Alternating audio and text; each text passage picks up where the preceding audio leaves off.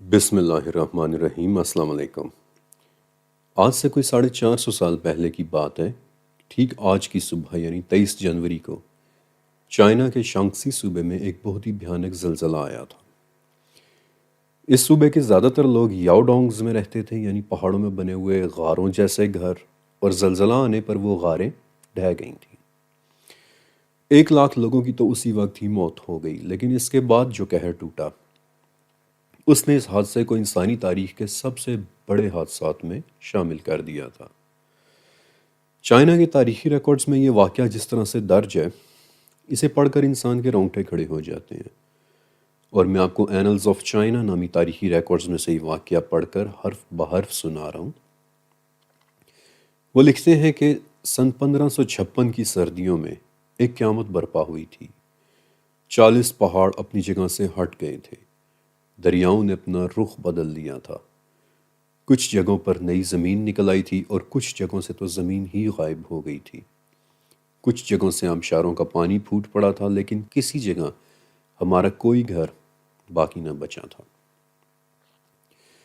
جس زلزلے کا ابھی میں نے آپ کو بتایا، یہ انسانی تاریخ کا بدترین زلزلہ تھا کہ جو ریکٹر سکیل پر تقریباً 8 میگنیٹیوڈ کا تھا۔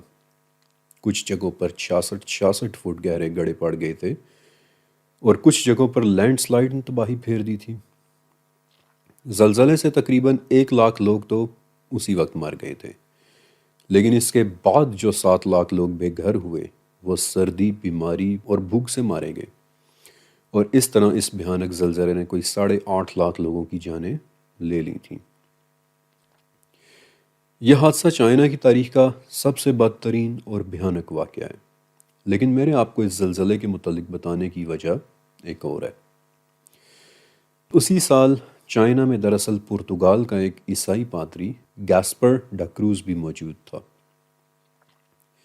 گیسپر نے 1569 میں ایک کتاب لکھی تھی، اے ٹریٹیز آف چائنا، اور اس کتاب کے آخری باب کے آخری پیراگراف میں اس نے ایک بڑی ہی دلچسپ بات لکھی ہے۔ وہ لکھتا ہے کہ سن 1556 میں خدا نے چائنا پر ایک عذاب نازل کیا تھا، اور اس عذاب کے فوراً بعد ایک دمدار ستارہ نظر آیا تھا، اور لگتا ہے کہ دجال اب عنقریب ہی آنے والا ہے۔ اب یہ ایک بڑی دلچسپ بات ہے کہ بھلا دمدار ستارے کا عذاب یا دجال سے کیا تعلق ہے؟ اس سے پہلے کہ میں آپ کو اس دمدار ستارے کے متعلق بتاؤں، اسی ستارے کو آسٹریا کے ایک بادشاہ چارلز دی ففتھ نے بھی دیکھا تھا، اور دیکھتے ہی بلا اختیار ایک بات کہی تھی کہ by this dread sign my fates do summon me, یعنی یہ بھیانک نشانی اس بات کی ہے کہ میری تقدیر مجھے اپنے پاس بلا رہی ہے۔ اور پھر یورپ کا وہ بادشاہ تخت و تاراج چھوڑ کر ایک راہب بن گیا تھا، اور اسی لیے کبھی کبھار اس دمدار ستارے کو اس بادشاہ چارلز دی ففتھ کے نام سے بھی یاد کیا جاتا ہے۔ پھر اسی دمدار ستارے کی ایک تصویر 16ویں صدی روس کے ایک قدیم document the chronicles of Ivan the terrible میں بھی بنی ہوئی ہے، جس کے مطابق روس کے لوگ یہ سمجھتے تھے کہ اسی دمدار ستارے کی وجہ سے آئیون دی ٹیریبل جیسا ایک بھیانک بادشاہ ہم پر مسلط ہوا پڑا ہے۔ اگر کبھی وقت ملا تو میں آپ کو آئیون دی ٹیریبل کے متعلق بھی بتاؤں گا کہ جو ایک بڑا ہی عجیب کردار تھا۔ لیکن کیا آپ نے ایک بات نوٹس کی کہ دمدار ستاروں کا نظر آنا ہمیشہ ہی پریشانیوں اور آفات سے منسوب کیا جاتا رہا ہے؟ ہمیشہ دمدار ستارے خوف کا باعث بنتے چلے آئے ہیں۔ کچھ عرصہ پہلے چائنا میں کھدائی کے دوران کچھ قدیم ہڈیاں ملی تھیں، جن پر کچھ عجیب اور کسی قسم کے مذہبی نشانات کھدے ہوئے تھے۔ آج ان ہڈیوں کو ہم دی اوریکل بونز کے نام سے جانتے ہیں۔ ہزاروں سال پرانی ان ہڈیوں پر بھی دمدار ستاروں کی شبیہیں یا شکلیں یا نشانات بنے ہوئے ہیں، جن سے پتہ چلتا ہے کہ انسان کئی ہزار سال سے ان دمدار ستاروں کو آبزرو کرتا چلا آ رہا ہے، مگر جب جب بھی یہ نظر آیا ہے تب انسان نے اسے کسی نہ کسی قدرتی آفت کے ساتھ ہی منسوب کیا ہے، مثلا سیلاب، طوفان، آگ، دشمن کا حملہ، یا پھر بادشاہ کی موت وغیرہ۔ مثلا جب 1066 میں دمدار ستارہ نظر آیا تو انگلینڈ والوں نے اسے انگلینڈ کی نارمن کانکویسٹ سے منسوب کر دیا، یعنی کہ جب انگلینڈ پہلی مرتبہ فتح ہوا تھا۔ جب 1666 میں دمدار ستارہ نظر آیا تو اسے لندن میں لگنے والی دی گریٹ فائر کی وجہ بتا دیا گیا، بلکہ 1618 میں دمدار ستارے کے نکلنے پر تو یورپ میں باقاعدہ پمفلٹس چھپنا شروع ہو گئے تھے کہ قیامت قریب آ گئی ہے، اور چائنا، یورپ اور انڈیا کے بادشاہوں نے تو باقاعدہ ایسے ملازم رکھے ہوتے تھے کہ جو ہر وقت دمدار ستاروں کے نکلنے اور طلوع ہونے پر نظر رکھا کرتے تھے۔ بلکہ میں آپ کو ایک دلچسپ بات بتاتا ہوں کہ یورپ میں جب کوئی شخص بیمار ہوتا تھا تو اس کے لیے ایک اٹالین لفظ انفلوئنزا ڈیلا سٹیلا استعمال کیا جاتا تھا، یعنی کہ اس آدمی پر یا فلاں شخص پر ستاروں کے اثرات ہو گئے ہیں، اور آج تک یہ لفظ انفلوئنزا یعنی انفلوئنس یعنی اثرات استعمال ہو رہا ہے، اور اس کی ایک مثال فلو یعنی زکام ہے۔ آپ نے نوٹس کیا کہ کس طرح دنیا بھر کے کلچرز ستاروں کے متعلق توہم پرستی میں مبتلا رہے ہیں، لیکن پھر ایک سوال پیدا ہوتا ہے کہ آخر ہمیں کس طرح سے ستاروں کو دیکھنا چاہیے؟ اب اگر کوئی پوچھے یا یہ کہے کہ ہمارا ستاروں سے کیا لینا دینا ہے، ہم کہاں اور ستارے کہاں، ہمیں صرف اس دنیا کی فکر ہونی چاہیے، تو میں آپ کو بتا دوں کہ ستارے وہ مخلوق ہیں کہ جن کی اللہ رب العزت نے قسم اٹھائی ہے کہ میں قسم کھاتا ہوں پیچھے ہٹنے، چلنے پھرنے اور چھپنے والے ستاروں کی، کہ یقیناً یہ ایک بزرگ رسول کا قول ہے۔ تو پھر ہمیں ستاروں کو کیسے دیکھنا چاہیے؟ ہمیں ستاروں سے کیا سیکھنا چاہیے؟ مزے کی بات کہ اس سوال کا جواب بھی اللہ تعالیٰ نے دے دیا ہے، اور 2 مرتبہ دیا ہے، کہ ہم نے ستاروں کو تخلیق کیا کہ لوگ ان کے ذریعے راستہ معلوم کریں، ایک مرتبہ سورہ الانعام میں اور ایک مرتبہ النحل میں، اور یہاں سے شروع ہوتا ہے اس ویڈیو کا سب سے دلچسپ حصہ۔ اگر میں آپ سے ایک سوال کروں کہ کیا کبھی آپ نے ستاروں کو دیکھ کر راستہ معلوم کیا ہے؟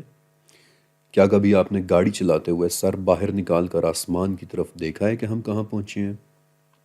مجھے پورا یقین ہے کہ آپ کا جواب ہوگا نہیں، کیونکہ یہ سچ ہے کہ اس وقت گاڑیوں اور جہازوں کے راستے ڈھونڈنے کے لیے ہائیلی ایکیوریٹ اور پریسائز GPS سسٹمز استعمال ہو رہے ہیں، کہ جن کے بعد ستاروں کے ذریعے راستہ ڈھونڈنے کی ضرورت محسوس نہیں ہوتی۔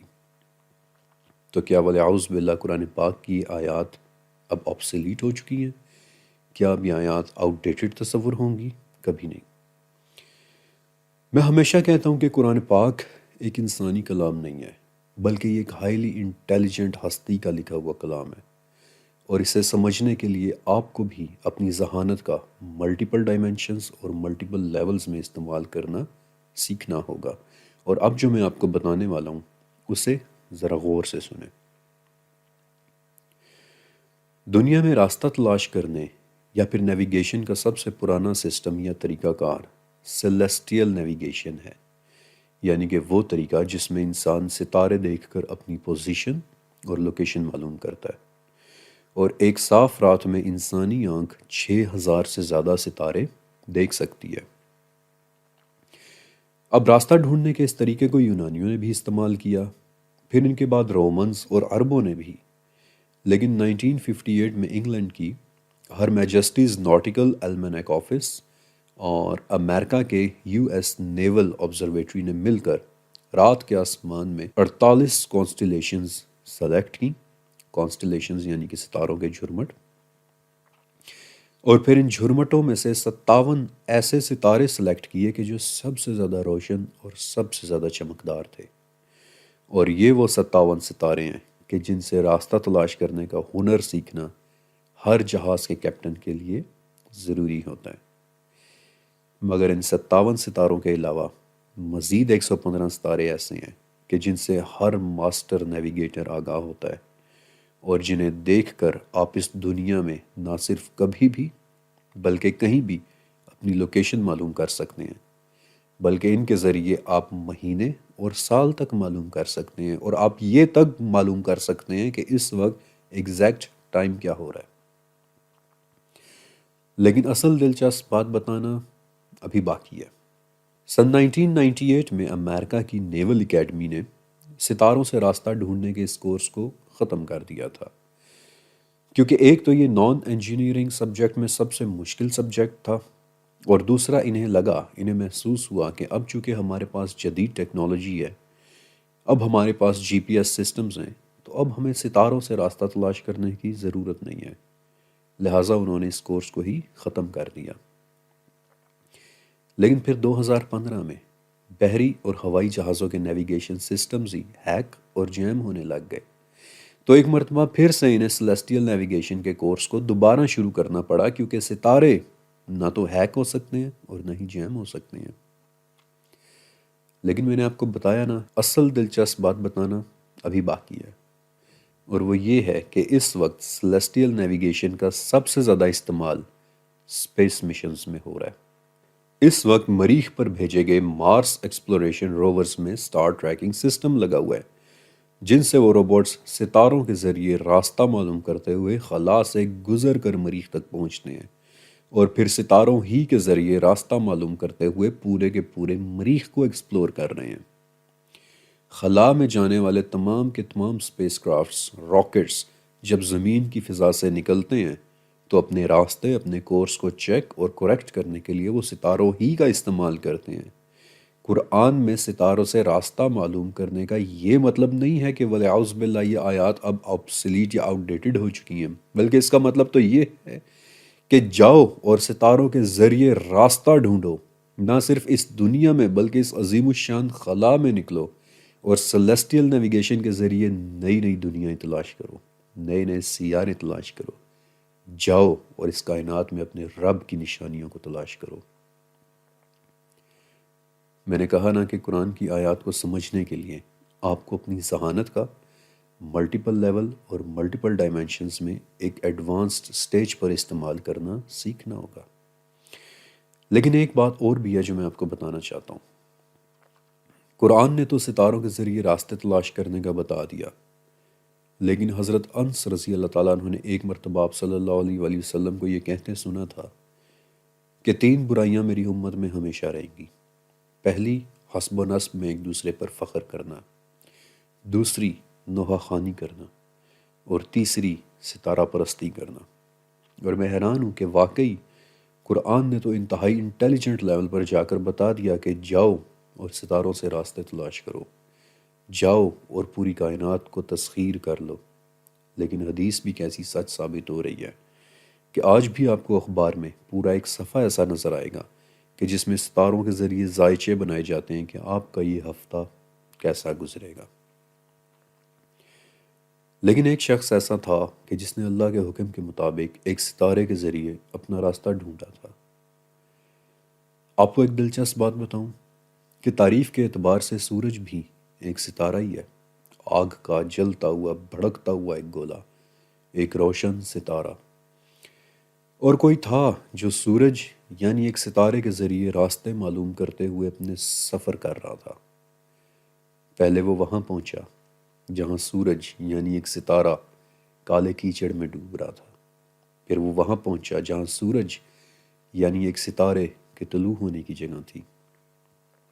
کون تھا وہ شخص جو سورج یعنی ایک ستارے کو فالو کرتے ہوئے، جو ٹریک کرتے ہوئے اپنے سفر کر رہا تھا؟